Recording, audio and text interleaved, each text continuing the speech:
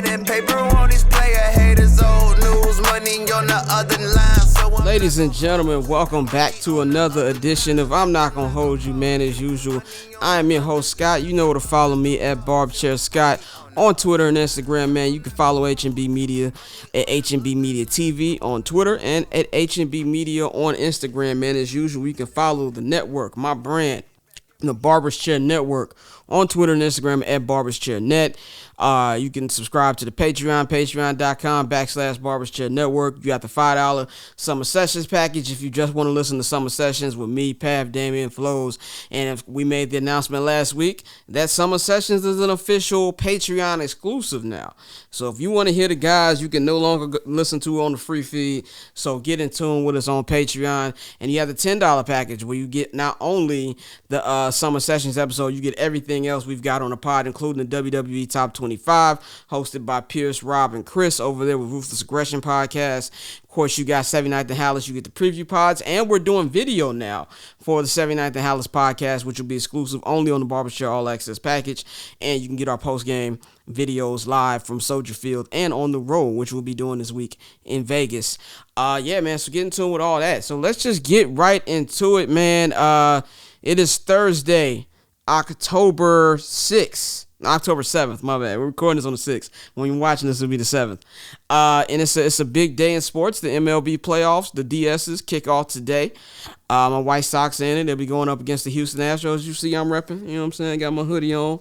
Got my Southside Hitman on, man. We're getting ready for the long run. The NLDS will be kicking off. Now, as we're recording this, I will not be previewing the NLDS because the fucking wild card game ain't been played as we're recording this. Wild card game is on Wednesday as we're recording this, so I don't know who the fuck's gonna win that. By the time you watch that should be dated. So we will get into the AL wild card recap and everything in a minute. But I want to start with my sound off this week, and this sound off goes off to Urban Meyer. Big Herb had him a very interesting week. Now, of course, last week they lost again.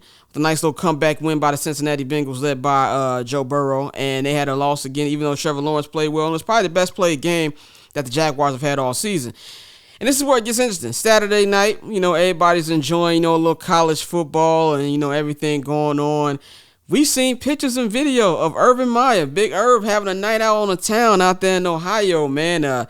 As he was, kicking it with, with some chicks, having a couple of dope beverages, doing his thing. It created a couple funny memes. Every joke was funny as hell. And then, here come the police. He came out Monday morning, had to apologize in the press conference. And my initial reaction was, why do we care? Why does he have to apologize for being an adult and enjoying his, his time? If he was doing anything that was, I guess, unsavory to his relationship, that's between him and his fucking wife. That don't have nothing to do with us. That don't really necessarily have anything to do with the team. But the plot thickens as we find out that he did not board the team plane on Thursday night. Heading back to Jacksonville. He stayed in Ohio, which a lot of NFL people said they've never seen be done in the NFL before. And then we started to get a little word from the locker room is that a lot of guys on the Jacksonville Jaguars were not happy about it. They were not happy about it at all. He didn't address the team or anything like that. And even this morning, he finally apologized, spoke to the team. And he's really, really, kind of been on a hot seat right now. And I wouldn't, it's one of those things where the owner of the Jaguars said he was extremely upset about it and that he has to kind of like, take accountability for it. And he's got to build up that trust again. And it's a real interesting thing to me because when Urban Meyer got hired, it was kind of like a left field hiring. Everybody was like, how's this going to work? Because he's coached his whole career in college. This is not the same thing. You're going to be dealing with adults. They're pros. They're millionaires, multimillionaires. It's not the same thing as coaching kids. And now you have this 0-4 start. I mean, they got a game this week against the Texans where, they might be looking at 0-5 in the eye. And now you add this. And also on top of this, been rumors that Urban doesn't really want to be there. And that might have something to do with his behavior this past weekend. I think it's a story that we need to start paying attention to. There's really not much to talk about with the Jacksonville Jaguars outside of Trevor Lawrence, and even Trevor Lawrence is having his usual rookie struggles. This past Thursday was probably the best he's played, but he's been, hasn't been as, I won't say as advertised as rookie, but he hasn't been, hot out the gate. So this is something I want to monitor. And, maybe Urban Meyer just needs to go back to college or do something that, is more in his range. You got the USC opening. His name has been attached to that. I would not be shocked. I'm going to put it right here. I think by week 10, Urban Meyer will not be the coach of this team. So that's like 5 weeks from now. I don't think he'll be the coach of the team. We're going to come back, see if I'm correct. But this just seems like something that's just not going to work out. It didn't seem like it was going to work out from the moment he got signed. But now I think shit is really hitting the fan, man. So that's going to be something that I'm interested in watching over these next couple weeks, man. But let's get into our rundown. Tuesday night, we had the first wild card game of the 2021 postseason. It was the rivalry, the biggest rivalry in sports, between the Boston Red Sox hosting the New York Yankees. Both of these teams clinched their playoff berths on the last day of the season on Sunday. The Yankees had a nice ninth inning walk-off win against the Tampa Bay Rays, and the Boston Red Sox had a nice 5-run comeback against the Washington Nationals on the road in Washington. And so a lot of people were upset about this game. Why can't we get the Mariners in there? And, we want to see new teams. Let's just cut the shit, man. As much as I was intrigued by the Mariners' run this season, them winning 90 games was very impressive. But it was just a good story more than anything. Nobody actually wanted to see them in a fucking wild card game. At least I didn't. I wanted to see the best possible game I could get. And I didn't want to see the Yankees and Red Sox kick the shit out of them. I think this was the best thing we got to do, And I love rivalries. When we're in an era in sports where, it's not really too many rivalries out there. There's a lot of roster overhauls. Not really the same as used to be back in the day when, players would be on teams for a long time, and that angst and that anger and that animosity between teams was built. So it's just good to kind of see these two. So, as we all know, the Boston Red Sox won 6-2 in that wild card game. Garrett Cole, the $350 million man who was signed 2 seasons ago, he did not fare well. Only went 2 innings, gave up 3 runs off 4 hits. He came out that game, and he's got he's been getting lit up his last couple starts, man. He did not look good. On the other side of it, we had Nathan Eovaldi, who went 5 innings, only gave 1 earned run with 4 hits. And one thing that's interesting about postseason baseball in this era, man, is that, starters don't stay in long. There's a very short leash to these guys. Eovaldi gave up that home run to Anthony Rizzo, got the next guy out, got somebody on first base, and Corey came out and took him out. The leash is very, very short, but they came out there, played a very, very sound game. Amazing game by Xander Bogaerts. That 2-run home run in the first inning, which they never looked back. And what an amazing, amazing throw from second to home, throwing out Aaron Judge when it looked like it was a clear Giancarlo Stanton. No, fuck Giancarlo. Michael Stanton. His mama named him Michael. I'm calling him Michael. Michael Stanton looked like he should have had 3 home runs last night. The Green Monster was like, get the fuck out of here, knocked 2 of those joints down. And it was a very interesting send by the third base coach of the Yankees, sending Aaron Judge home. He was running like he was fucking Tom Brady to home plate. Everybody knew he was dead. Like, the Red Sox could have had time to go get something to eat in the time he was running third to get home. And it was a great throw by Xander Bogaerts. Kyle Schwarber had a big home run later on in the game. You never can't forget about Alex Verdugo. Nice 2-run single, which really kind of put the game away at 6-1, man. And the Yankees just had this problem for the last couple seasons. They're not the mighty Yankees anymore. Nobody's scared of them any longer. They're not the big, bad, evil empire. They're very, very beatable. And this year, they had struggled all year. If we want to be real, if it wasn't for that 13-game hot streak they had in August, they probably wouldn't even made the playoffs, man. So they got to do a lot of evaluating, when you're paying Garrett Cole all that money, and he has not been great. He has not been great, in games that matter, and that's going to be a big factor. Is Aaron Boone going to come back? Aaron Boone has not been a good sign. A lot of Yankee fans were sick of Joe Girardi, and I remember saying, be careful what you wish for. Joe Girardi was the last manager to win this franchise World Series, which is like 12 years ago now, in 2009. This is he had some lean years, but Aaron Boone has given you nothing since he's been there. And they really got to figure out what they're going to do. Aaron Judge had a great season, but are you ready to dedicate $330 million to him? A lot of interesting decisions for them. On the other end, Boston Red Sox didn't even make the playoffs last year in the expanded playoffs, bounced back, and they are in the ALDS. And I'm going to preview that series in just a moment, man. Actually, let's get into it right now. I'm not going to get to the White Sox. Let's get into it right now. They're going up against the Tampa Bay Rays. Tampa Bay Rays, another 100-plus win season. This team, man, I hate the Rays. I'm just going to tell you why I hate the Rays. I hate the Rays because they're the most analytical team in baseball. And I'm not the biggest fan of analytics. I do believe there's a place for it in the game, but I think when you're deciding who's better player in situations and things like that, I think you need to be a mix of both. I think it need to be a mix of analytics and also, eye test. The eye test to me is still undefeated. And they're the ones who coming in with their game starters where they only go a couple innings, then they bring the bullpen in, getting rid of big players and, chipping in the blue chippers. But this is an interesting series. The Rays won the head-to-head 11-8 in the games that they played against the Red Sox this year. But you can throw all that out the window. It's postseason, and I think Boston will be ready. They got Chris Sale, who's healthy. He's a gamer. He's probably a future Hall of Famer in the making. I think he's going to start game 1. I still think the Rays are going to win. I think the Rays are going to win. I think it's going to be very competitive. But I just don't see how Boston gets a win. Like, I think they'll be close. They might have a couple leads, but the Rays, I feel like the Rays, last year they got so close to winning the World Series. I feel like if there's any chance for them to win, it's got to be this year. And I think that's what's going to happen as far as this series. I don't have them winning the World Series, but I do think they'll win this one in a sweep 3-0. I think Boston has something to build on. I think this is a nice little core they've got. They've actually got some decent pieces in return for Mookie Betts. Now, this is not me saying they should have traded Mookie Betts. You do not trade a walking Hall of Famer in his fucking prime like Mookie Betts. But, they still got some decent pieces back. So I'm going to go with the Rays. I think the Rays are going to win this series, and they're going to move on to the ALCS for the second year in a row. Now, let's get into the White Sox and the Astros. To me, this is, as of right now, the most intriguing DS series. Now, if the Dodgers win their wild card, of course, when you watch this, you already know who won the wild card. If the Dodgers win the wild card, I think the most interesting series will be the blood rivalry that is Dodgers-Giants. Those fan bases hate each other, and they've never met in the playoffs before. So I think that'll be the interesting series. But if it's not, and the Cardinals end up winning, I think it'll be Astros, White Sox for the most important series, most entertaining series of this first round. Because you got to look at it like this, man. The Astros have been the power of the American League for the last 5 years. They've been to the playoffs. The last 5 years, they've won 5 division titles. They won a World Series in 2017. Now, you can say they cheated.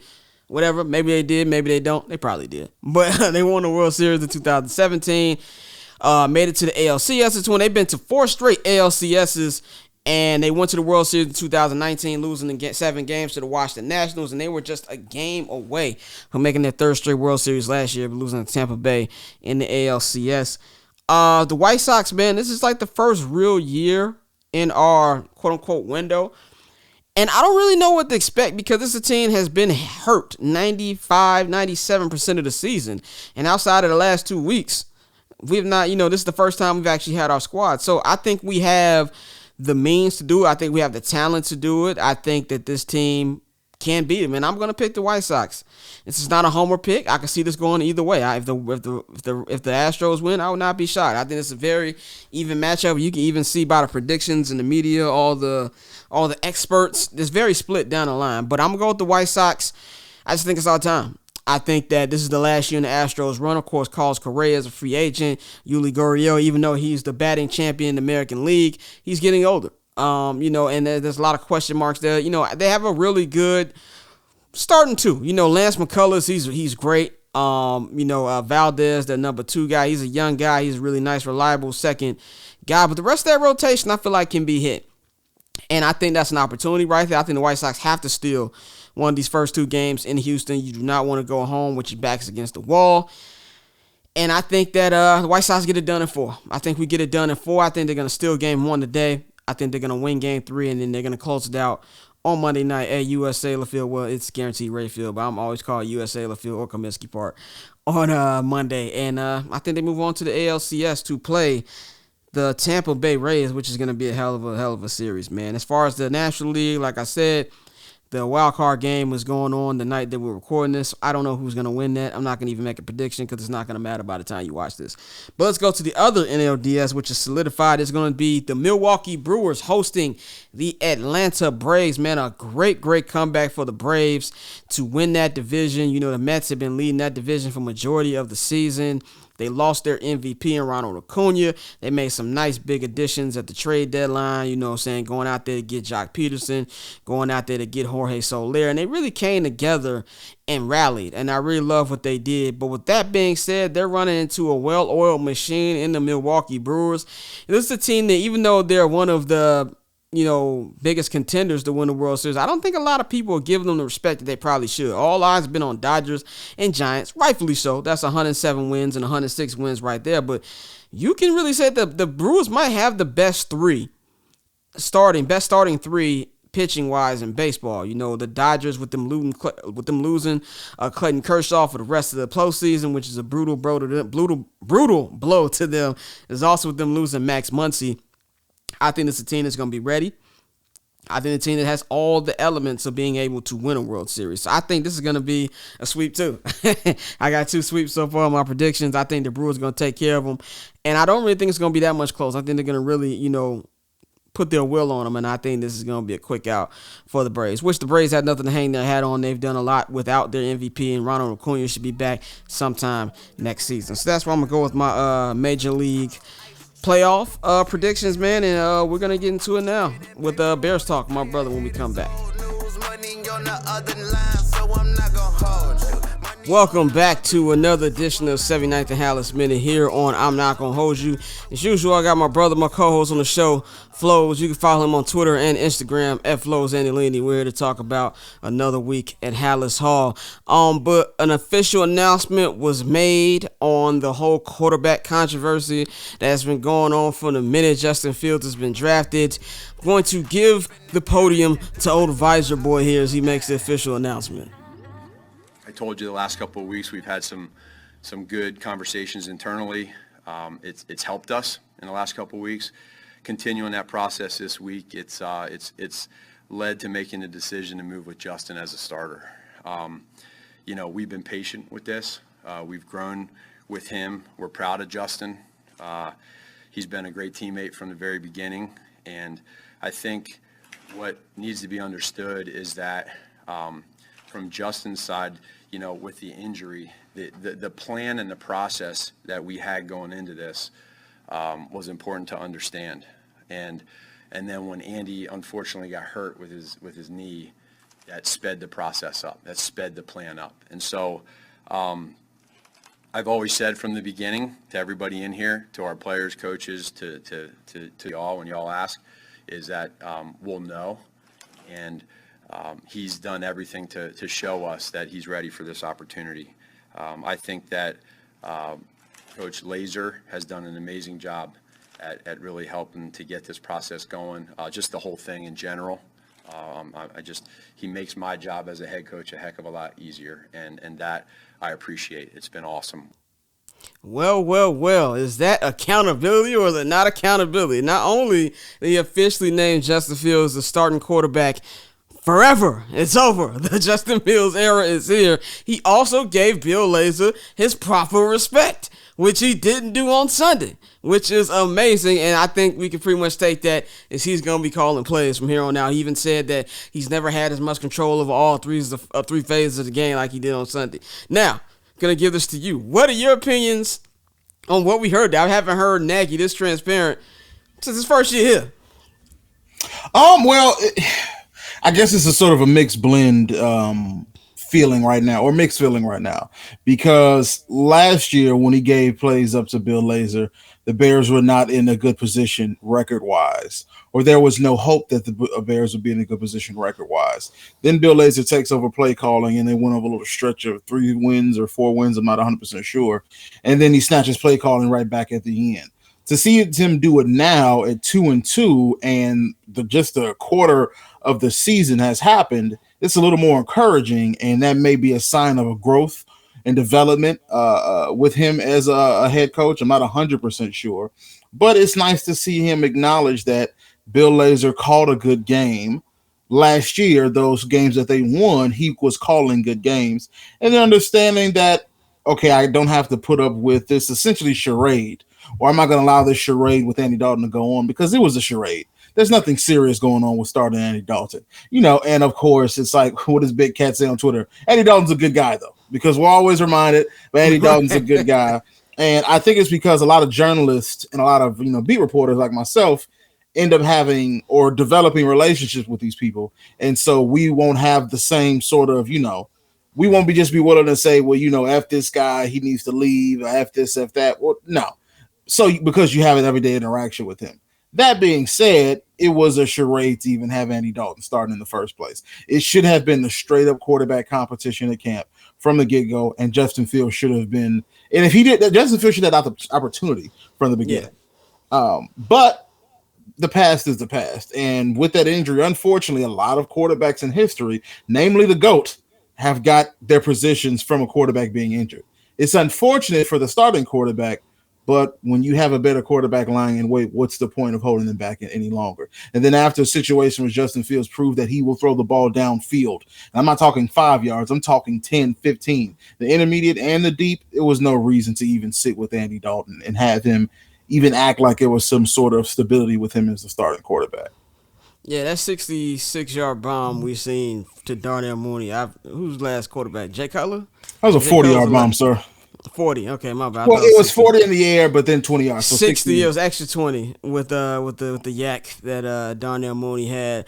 Now, of course, we will be in the building for the official start of the Justin Fields era in Las Vegas at the new Raiders Stadium, Allegiant Stadium. Is it pronounced? See, I pronounced it right. Yeah, I fucked it up on 2-minute drill, but I got it right this time. But yeah, man. So, what are we looking forward to this week? This is a team that just lost last week, the Raiders, in a game against the Chargers. This is a team where I don't feel like they're as good as their record shows. I think that some plays can definitely be made on for the defense. The defense, Bears lead the league in sacks, which was something that was kind of shocking to me, especially at the game where this offensive line gave 9 alone to the fucking Cleveland Browns. So the fact that defense is still doing that, Khalil Mack is having a great year. Robert Quinn's finally looking like the dude we all wanted when he was signed. Still no word on Hakeem Hicks. Of course, when you'll be watching this, there should be a word out. But as of Wednesday's practice, there was no word on his availability. What things can the Bears defense do? 'Cause I think that's the number one thing right here that they can do to win this game. Because you got to look out for Waller. You got to look out for Renfro. I think those are two dudes who can potentially have really big games. Well, one thing for sure is with Waller, for some reason, he's not being targeted in the red zone. I would know because he's ruining my parlays. But Hunter Renfro has been getting yards after catch with his ability. He's also catching these, crossing routes. A lot of those crossing or those pick plays that people like to call are where Hunter Renfro makes his money, or those deep post routes, those deep in routes. Deep out routes. That's where he's making his money. So the Bears will have a challenge in man coverage when running against those two. And then Waller is just a fantastic tight end, skill-wise. That being said, their defensive line, I do not think is their strength. I like their linebacking core. Their cornerbacks or their defensive backs are lacking. And part of the reason why they lost was because Justin Herbert was picking on their defensive backs. The biggest thing for the Bears will have to struggle with is what will happen with Damian Williams and Khalil Herbert as the two feature backs right now. Khalil Herbert, which I think has potential to be better than people think he will be, is still a rookie. Damian Williams has never been the main back in the system. And you won't know about his, of course, status until the injury report later today, because today is the first practice. So you got Wednesday, Thursday, Friday, 3 practices to know what's going on with Damian Williams, though they're assuming it's not anything serious. I think the best thing will still be for them to get a run game established. Justin Fields was doing as well as he was doing because David Montgomery was destroying them on the ground. If you can get that started, then I think Justin Fields will have a good game. And, of course, it will get to a point where Justin Fields will be able to just throw, as much as Justin Herbert, another quarterback like him, or Mac Jones. Mac Jones was throwing a hell of a lot in his last game against the Buccaneers. But right now, I think the best thing to do is to set up that run attack, is to let Damian Williams, who is very, very great in open space, and to let Khalil Herbert, who I think has very good vision, open up those pockets, open up that space for when they stop blitzing Justin Fields and start to respect him. And then when you do that, I think you can find a good balance. And Bill Lazor called 39 rushes last game. So they should call something north of 30 again if they want to win. Yeah, I agree with that. And I know Ian Rappaport said that, Bears are hoping that that Damian Williams will play this week. It's not as bad as people were expecting. David Montgomery's definitely going to be a huge blow, but I'm with you. I think David Williams can hold it down. You know, he was the primary back in Kansas City the year they won the Super Bowl. Now, granted, that KC offensive line is better than this one, but as we saw last week, this offensive line hasn't been as bad as a lot of people thought it was going to be. So I think it's an opportunity. I'm really interested to see what we're going to get from Khalil Herbert, too. You know, he met the media on Wednesday, and I think he's going to be a big part of this game plan. And you're right, as great as Justin was that Sunday, he didn't throw the ball out. It was only 17 passes, 11 for 17, which is pretty good. He had an opportunity to throw a touchdown. You know, if Cole Kmet didn't do Cole Kmet things, to fuck that up. But I'm with you. I'm just excited for the rest of the season because, like, win or lose, we have something to watch now. And we can stop doing this back and forth nonsense every Monday. Like, oh, is Nagy going to comment on a quarterback? Like, we ain't got to do that no more. Now, here's the question I have for you. Do you think this was a front office call of Virginia and Ryan said, okay, Matt, cut the fucking shit. We signed this kid, go out there and play him, or did Matt finally come to his fucking senses? I'm going to say it's probably a combination of both. Because in Matt Nagy's tone, it seems like a person who had to make a tough decision. And Matt Nagy likes to wear his emotions on his sleeve. When you know something's up with him, you know. Like the last game where I said, he was salty after that win. I don't know if it's because Bill Lazor was getting praised or Justin Fields was getting praised, but he looked salty. This one, it just seemed like a person who had to make a tough decision, had to call his starting quarterback who is now healthy and tell him, you're going to the number 2 position. But then also, of course, is Ryan Pace. I don't know how much Virginia has, personally spoken out because she has her son and so many other McCaskies in that organization. But I'm gonna go with what Ryan Pace and Matt Nagy say. It was collaboration. It was a collaborative effort. I'm gonna say it was probably them coming through and saying, they're not gonna listen to fan pressure, but seeing the fact that Justin moved the ball better than any quarterback has in quite some time, it was probably best to go with him and then let him get those rookie mistakes out. Yeah, I'm with you on that one, man. It was just, it's just great to see. It was great. It's a breath of fresh air in Chicago sports right now with Justin Fields finally being a starting quarterback. The Bulls look decent. There's no reason I should have been losing my mind over a fucking preseason game like that the other day. That's just how bad the Bulls have been in the last 4 years. White Sox begin the playoffs today. As you hear this, Game 1 will be beginning in an hour when you're watching this. But so it's a great time, man. So let's talk about our trip to Vegas this week, because this will be your first road game, my first game. Be my second road game, sir. That's why I meant second. My bad. I meant second game. Second road game. This will be my first game, period. I'm very excited to see what the new black hole looks like. There's going to be a large contingent of Bears fans there. Now, there was already going to be a lot of people expecting to be there, but now that Justin's going to be the starter, I'm expecting for us to be pretty loud. A lot of people reached out to us on our Twitter about, that they're going to be at the game. What are you expecting to see just environment-wise when we're going to compare it to what you saw in Cleveland? More in Cleveland, there were Bears fans there, make no mistake. But, of course, Cleveland runs deep and they love their team. When it comes to Las Vegas and the Raiders, I know Raiders fans travel, and I know Raiders fans that were in Oakland and Los Angeles are still fans of their Raiders. So I really don't know what I will see in terms of traveling. I know Bears fans travel just as any other major market team would, but how will it go for the Raiders after having made that move to Vegas? I mean, it's only 4 hours away from Los Angeles where they were a while ago, and I'm not sure how far it is from Oakland. You'd have to let me know. I don't really know myself. But I'm probably expecting maybe 20% of Bears fans are going to be there.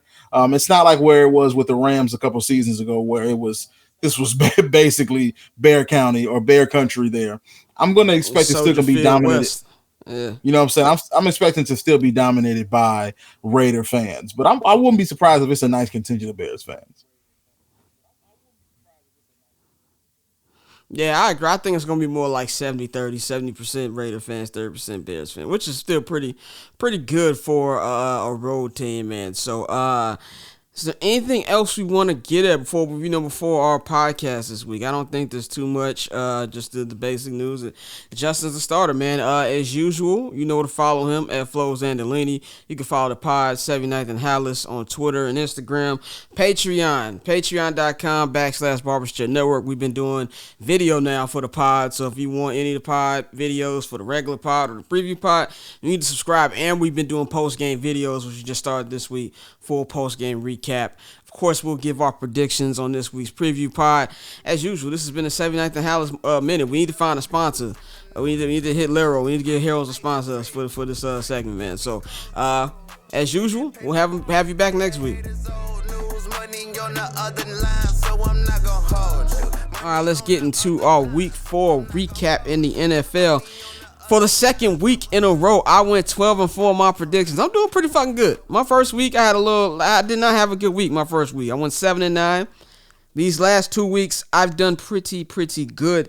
12-4 back-to-back weeks makes my total is 44-20 for the season on my predictions. You know what that means. You should listen to me when I tell you who's going to win the fucking game. Light-skinned Negro Domus is here. But let's get into my top 3 storylines from week 4, man. I'm going to start with my number 1 storyline, the Arizona Cardinals, making a huge statement, man. They are 4-0 to start this season. You know, coming to this year, it was a lot of pressure on the Cardinals. You know, could Kyler Murray have a great season, not fall off like he did the second half of the season last year? Cliff Kingsbury, he was on the hot seat. They've come out firing all cylinders. The defense has been great. Kyler Murray has to be the front runner for the MVP. I mean, he's just been fucking phenomenal, and they just been rolling. They go into a nice environment, hostile environment. You can say that now because the Rams actually have a home field advantage at SoFi. And they went out there and they knocked the Rams in the fucking mouth. They knocked them in the mouth very, very quickly. Really, asserted their dominance. Let them know that, we're here too. Everybody's talking about Matthew Stafford and Sean McVay and Aaron Donald, Jalen Ramsey. They went out there and they made a statement, man. I really love what I saw. And I'm not ready to call them official Super Bowl contenders yet. I want to see a little bit more, but I love what I'm seeing. I think the most difficult thing about Kyler Murray is he just moves so fast. And the way he moves in and outside the pocket is like by the time you think you got him cornered, he either spins his way out of traffic or he makes an incredible fucking play down the field. And I think that's just the amazing thing about this team. You see DeAndre Hopkins is having a great season. AJ Green, they're getting everybody involved. And I think this is a team to be reckoned with, man. And they are on my radar, man. I'm paying attention to the Arizona Cardinals. My second storyline coming out of week 4, the Titans. Titans are on fucking fraud alert, bro. Titans are on fraud alert. They're one of my favorite teams coming into the season. I'm a big Tannehill guy. I love that defense. I love Derrick Henry. He's my favorite running back in the league. They got Julio Jones to bring on with A.J. Brown, but they have not been, as expected. They just had an overtime loss this week to the New York Jets of all fucking team. They had Zach Wilson look like he was a fucking second coming out there, man. And now they got a game this week against the Jaguars, and they lose that one, man. We gotta really talk about, is Mike Vrabel's job security going to be a topic for the rest of the season, man. So I've got my eyes on that. I got them on fraud alert. They gotta wake up. I do not like what I've seen from this team, and they're in a division where they're not gonna really have too much competition. I know the Colts finally won their first game. I don't think they're going to be doing much, so it's not going to really, I don't think it's going to hurt them too much in the division, but if they have bigger goals, they got to get this shit together, man. So I'm putting the Titans on fraud alert.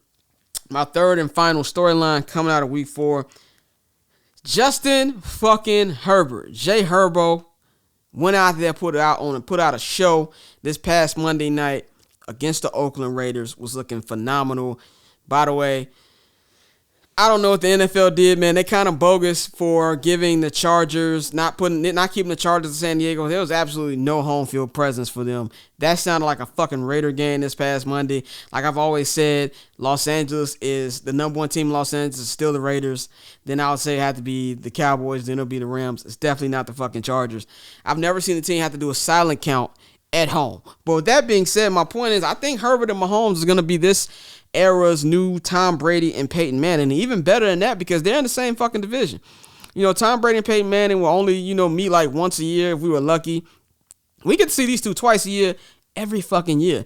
And I think that Patrick Mahomes and the Chiefs' arrogance, a lot of that comes from the fact they didn't think that nobody could fuck with them. And now they've got somebody who comes in there and he, just like Justin Herbert did last week at Arrowhead, put his feet up on their couch, man. And he's out there showing that this is a team to be reckoned with. Had a big play. That defense is stepping up. Derwin James with a great interception to steal that game against the Raiders. Austin Eckler was looking great. And I think this is a team that's going to be rival, man. And no easy paths for Patrick Mahomes. He's got another top dog. He's got another top dog out there, and this is something that I'm excited as just a football fan. And if you're a fan of the league, if you're an NFL fan, if you're the NFL in general, if you're Roger Goodell, you got to be loving this. With the new era of quarterbacks, everybody was wondering what's going to happen with, after Peyton Manning retired and, after Drew Brees retired. Looks like Ben Roethlisberger. Ben Roethlisberger's been retired for 2 seasons. He just hasn't officially retired. But Ben Roethlisberger stinks now. The only one who's still playing good is the dude we ain't supposed to be playing with. It's Tom fucking Brady. So it's good to see this new era of quarterbacks. And we've kind of got 2 leaders of the new school now with Patrick Mahomes and Justin Herbert. So I think that's going to be the next big rivalry, man. And I just can't wait to watch these dudes over these next 10, 15 years. We're going to get into my top 3 must-watch games of Week 5. Last week, my number 1 watch game was Patriots Buccaneers. And I think it somewhat lived up to the billing. It was not the blowout that I thought it was going to be. Brady looked nervous. He looked like, I think Bill played great defense. On him, but it was just too much. Mac Jones, as well as he played, and I think Mac did pretty fucking good. I give Mac credit, especially in a huge situation like that where, pretty much the god of New England returned, and I think he held his own, but he didn't make any splash plays to really win that game. And then, of course, the kicker failed him. And I know Patriots fans like, oh, this is how it feels to be on the other end of a missed kick. That's not something that they're used to. But this week, for my number 3 must-watch game this week, I'm going to go with the Rams and the Seahawks, man. The Seahawks got a big win last week against the 49ers that I said they were going to win, and when they needed to not, look down a, potential disastrous season. And now they're going to be hosting the Rams. Every time the Rams and Seahawks play, it's always a phenomenal game. Remember the game last year. Just years countless after that. It's been one of the best rivalries of last year. And the Rams looking to bounce back this week to try to, get back on the winning side of things, man. So that's going to be my number 3 most watched game. Number 2, Chargers-Browns at SoFi Stadium. The Browns, man, Browns are an interesting team because, even though they're 3-1, I'm not impressed. Really not impressed. They barely got out of Minnesota with a win last week. Baker Mayfield looked terrible. I've never been a Baker Mayfield guy. I don't think he's a bad quarterback. I don't think he's a good quarterback. I think he's high-quality mid, and he gets away with murder. And I think he's going to be the main reason why if this Browns team doesn't live up to their preseason potential by a lot of people, and I say a lot of people because I haven't bought the hype. So he's got to show something to me this week against the Chargers, a much better team. I think it's I won't say the best team, because Kansas City is probably the best team they played. But this is, a team that's on the caliber in the same conversation as the Kansas City Chiefs and a road game. So they got to go out there and show me something in this one. So that'd be my number 2 most watched game. My number one must watch game of Week 5 will be Sunday Night Football at Arrowhead Stadium. The Kansas City Chiefs will be hosting the Buffalo Bills, and the Bills have been, after that tough loss at home Week 1 against the Steelers, they be kicking everybody's ass. Defense has been looking phenomenal. Josh Allen has been looking great. Like I said, he was going to look this season. My Super Bowl pick for AFC representing is looking pretty fucking good. But this is a big situation for the Bills, more than the Chiefs. I think the Chiefs could lose this game, and I still don't think we will waver from what we think about the Chiefs. The Bills have a chance to go out here and make a statement. Be like, yo, we are a legit contender. We can come here, not only beat the Chiefs, but we can go in their house and beat the Chiefs. So that's going to be my number 1 must-watch game for this week. So let's get into our Week 5 predictions, man. Tonight, like I said, Thursday Night Football, Seahawks and Rams. I'm going to go with the Seahawks. I think they're going to start to get some momentum right here. I think they're going to win their second game in a row. They're at home. These games are always predictable. I could see the Rams winning this game, but I'm going to go with the Seahawks because I just don't think they're going to go under 500. I don't think they can, afford to do that in such a tough division. I think Russ is going to go out there and get the job done. Falcons Jets is a terrible game. You shouldn't waste your time watching this bullshit. But I have a job to make predictions, so I will do so. I'm gonna have the Falcons win this one. The Falcons, coughed it up at the crib last week against the Washington football team. But the Jets are terrible. I'm not finna get fooled by that win over that they had last week against the Titans. It was a good win. I thought Zach Wilson looked pretty fucking phenomenal.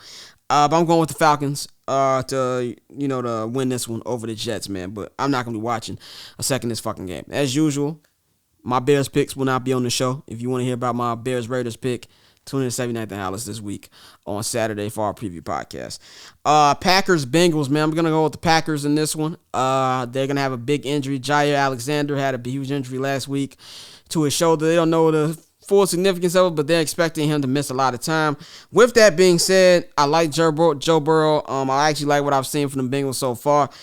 This is too much of a big task for him. I think Joe Burrow has the opportunity to put up some good numbers against that defense, but they're not going to stop Aaron Rodgers. Aaron Rodgers, is finally getting his feet wet after a rough week one, and I think this is going to be a double-digit win for the Green Bay Packers. Vikings and Lions last week against the Browns was quintessential Kirk Cousins. You know what I'm saying? The real Kirk Cousins showed his head, to show how he can look amazing one minute and look like one of the worst quarterbacks in the league the next minute. Had a tough loss to the Browns. Now, with that being said, they're playing the Detroit Lions. I'm sick and tired of people talking about this. Oh, Detroit Lions for the last, I say 5 years. They be like, well, they're building something. Watch out for them. They've been in games. Yeah, but they still losing those fucking games. And we saw this past week against the Bears. As bad as shit was for the Bears heading into that game, the Detroit Lions are still the fucking Detroit Lions. I don't care what you say. They're a terrible fucking team. They've been terrible. They're going to always fucking be terrible. And I'm so happy that Jared Goff is in my division and we get to play him 2 times a year.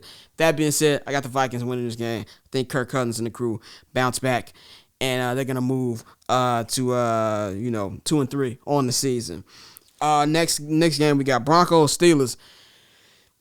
Eventually, Mike Tomlin's going to have to make a decision about Ben Roethlisberger, man. This dude is fucking terrible right now. And like I said last week, the biggest problem that the Steelers have is they don't have a successor. You have no problem continue to bring your franchise quarterback back, a guy who's won you 2 Super Bowls. There's no problem with that. But you should always have a guy waiting in the wings, and they have not done that. And I think it's going to be a long-term problem, and it's going to be a short-term problem because I think the Broncos are going to win this one. Broncos had a nice little blowout victory against, they got their ass kicked last week. I'm tripping. Ravens won.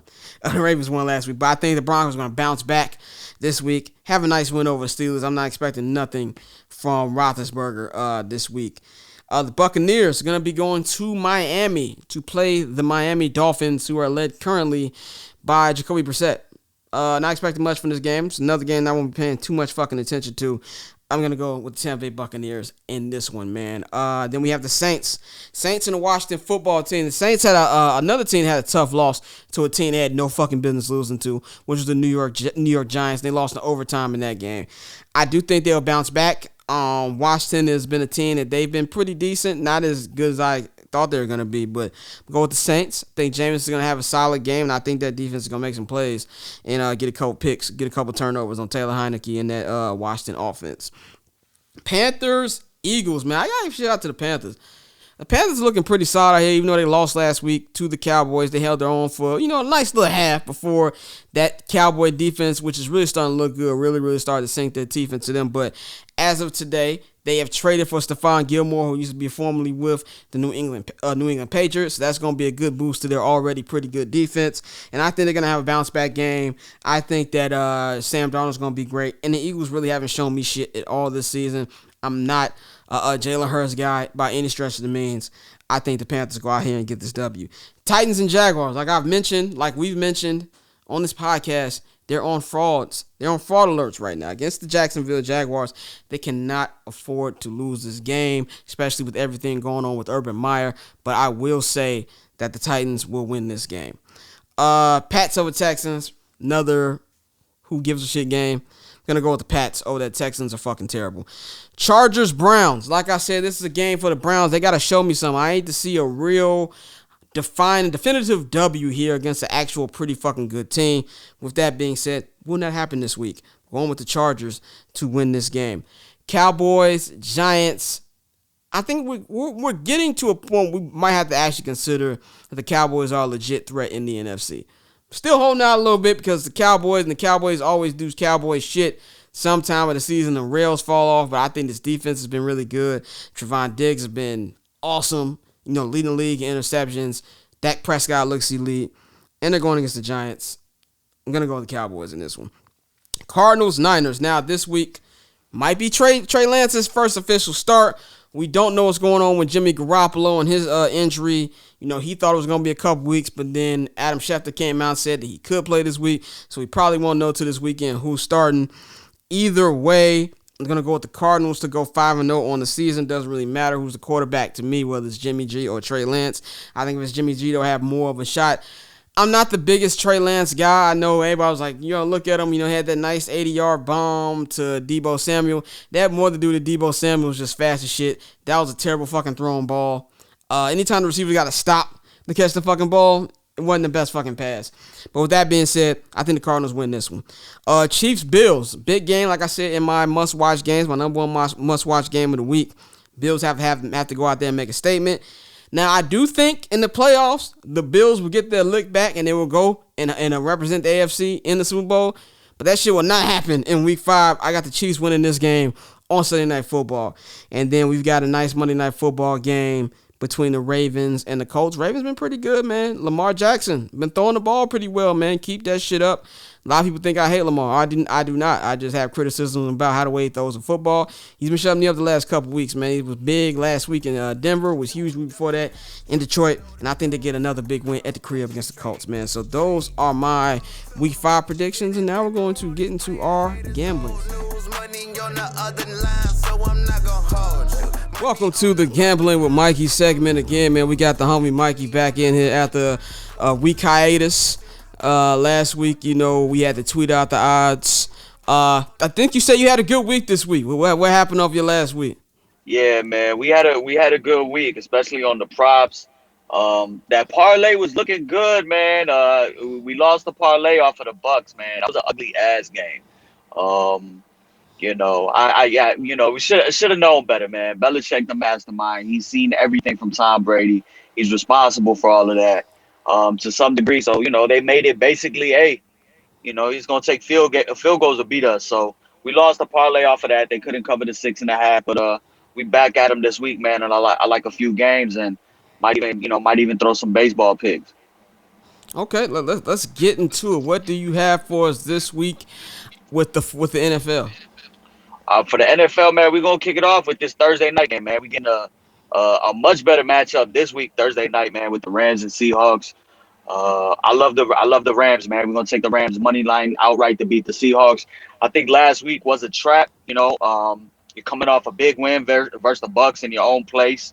You got LeBron up in there, you got Magic in there, you got everybody under the sun there to see Tom Brady, and they came out, they whooped his ass, and then Kyler came through and shut it all down.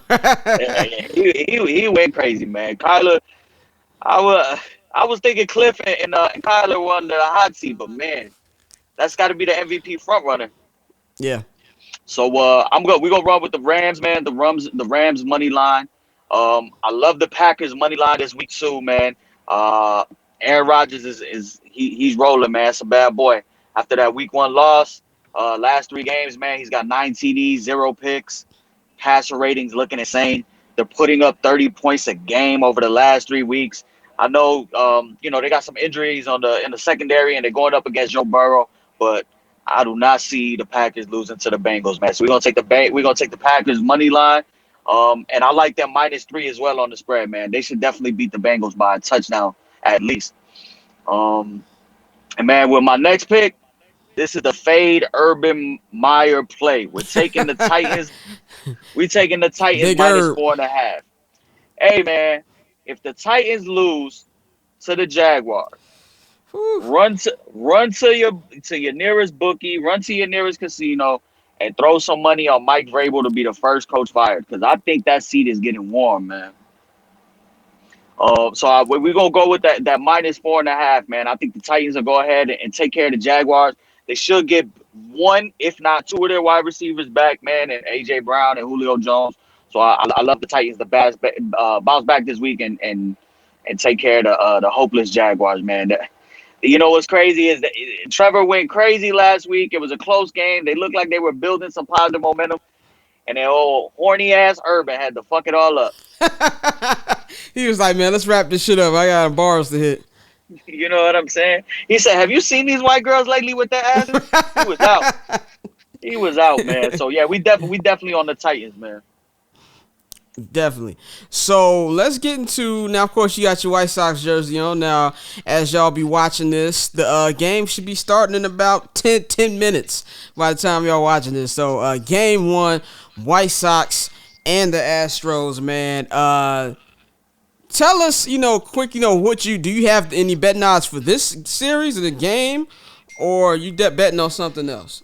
Well, you can go and bet on the actual series winner. Right now the Astros are favored. You can get the White Sox at like plus 136 to win the series. You throw $100, you win $136. I'm looking at game two. You can already see the line is up. We already know who Houston's throwing out. They're throwing Framber out there. I love this for us. I love this, man. If we can steal game one, if the White Sox can steal game one and going into game two against Framber Valdez with that. Isn't he a rookie? He's not a rookie. He's their young and up and coming stuff, man. He's really nice, man. He's a solid number two. There's a drop off though after you go McCullers, you go Framber, and then I think they're I think they're very gettable. We saw that when they came to the crib in July. So the White Sox are underdogs, man, in the first two games. You can they're plus 126 today. Going up again, you got Lance Lynn going up against Lance McCullers. But I love tomorrow's game. I love game two. I'm definitely gonna throw some money down on the White Sox with Giolito to beat Framber Valdez. It's plus 108. $100 wins you $108. We're definitely on that, man. And I'll be honest with you, man. I'm taking White Sox in 4. We're not going back to Houston. I'm with you on that one. I said that earlier, White Sox in 4. I just kind of feel like this is just our time, man. There was a little scared with the Abreu news, when it came out. I was panicking a little bit. But, shout out to Houston. They've been running the AL for the last 5 years. They won a World Series. They went to another one 2 years ago. They were a game away from making 3 straight World Series. But I just think it's our time. I think it's our time, and I think they have to win this in 4. I don't really like our odds in a winner-take-all game on the road. So yeah, man, let's steal one of those first 2 games, man. But yeah, that's how I feel about it. Yeah, man, it's the same way, and when it comes to the playoffs, I hate the term steal a game because you got to win. It ain't no stealing. Just go out there and win, man. But definitely, I think we can get to them in Houston. Come back to the crib Sunday. Sunday's gonna be an epic Chicago sports day. Yeah. I know for you living in LA, me in Miami now, but we're both from the crib. Chicago, this upcoming Sunday is one of those days, that me personally I missed. The city's gonna be fucking on fire. You got the Chicago Marathon to start the morning. You go into Bears at Raiders. You end it with a White Sox home game, blackout. What more can you ask for, man?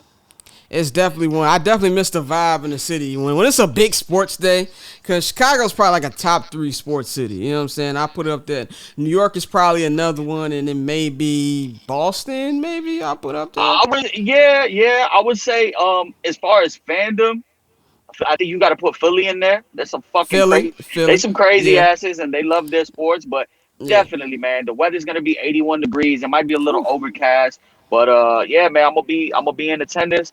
In a blackout, drunk. Hopefully, it's I think it might be Dylan Cease or Rodon, one of the two, man. But I think we can get it done, man. I think, like you said, this is our year. Regardless, the matchups are tough. This is the best of the AL, the best of the NL. And I think I like our chances up against anybody, man. I'm with you, man. You'll be in the blackout. I'll be in the new black hole. So let's get into it, man.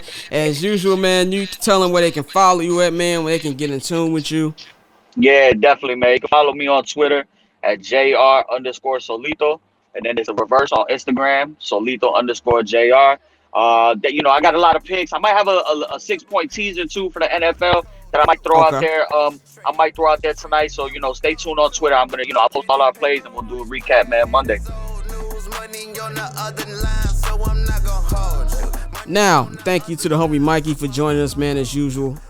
Tap in with him for all your gambling requests, man, and gambling picks. We're gonna wrap this up with my Goofy Mog of the week. Got to get his Goofy Mog to a former Bear, man, our former defensive coordinator. I love this guy. It's Vic Fangio, but I got to give it to him for the way he was crying in the post game against losing to the Ravens last week about how they were trying to run up the score and, you know, how they ran on that last play instead of taking a knee so they could go ahead and get the record. My thing is this, man. I believe in running up the score. I truly believe in running up the score. If you have a problem with teams running up the score, stop them. Play fucking defense. If you don't want them to do that, stop them. I don't believe in, you know, oh, we got to do all this so we can make you feel better. Fuck that. This is fucking competition, man. And that's exactly what the Ravens did. They took no playoff. And when you're about winning by that so much, fuck it. You might as well go out there and get the fucking record, man. So I'm not trying to hear that shit. I don't want him to, oh, you expect that from team with class. I don't want to hear that. I'm actually kind of shocked I heard that from Vic Fangio because my whole time knowing Vic Fangio, him being the Bears defensive coordinator, he's somebody who, you know, he really doesn't complain about much. So I was really kind of shocked about that one, man. But I'm going to give Michael Omog of the week to Vic Fangio, man. Let's stop that, man. If you have a problem, you should have stopped them from running all them damn yards to begin with, and he wouldn't even have an opportunity to break that fucking record, man. But as usual, it's been another episode of I'm Not Gonna Hold You. Thank you for joining me. I am your host, Scott. You can follow me on Twitter and Instagram at BarbChairScott. You can follow HNB Media TV on Twitter at HNB Media TV. You can follow them on Instagram at HNB Media. You can follow the Barber's Chair Network at BarberChairNet on Twitter and Instagram. Subscribe to our Patreon, patreon.com/Barber's Chair Network. Of course, I'll be in Vegas this weekend covering the Bears Raiders game for 79th Halas and the Barber's Chair Network. If you are in Vegas, holla at me, man. Tweet me. Let me know what you're going to be doing. Maybe we can get up, get a drink during halftime or something, man. Looking forward to seeing any of y'all out there. And, yeah, man, welcome to the Justin Fields era. Chicago Bears fans, good luck to the White Sox. Hopefully we bring home the Commissioner's Trophy in a couple weeks. And, yeah, man, y'all have a great fucking week, great fucking weekend. Enjoy the MLB playoffs. We out. Triple double hat trick, I know the code too. Ice trade, go for trade, yeah we cold too. Getting paper on these player haters, old news. Money on the other line, so I'm not gonna hold you. Money on the other line, so I'm not gonna hold you.